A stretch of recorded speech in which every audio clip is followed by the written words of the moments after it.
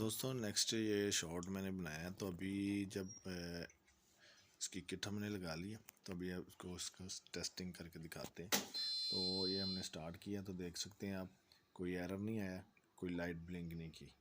तो एयरस्टोन की जो front loader automatic washing machine है, जब भी ऐसा कोई प्रॉब्लम आए तो आपने इसकी किट जो है वो चेंज कर लेनी है। Thank you for watching.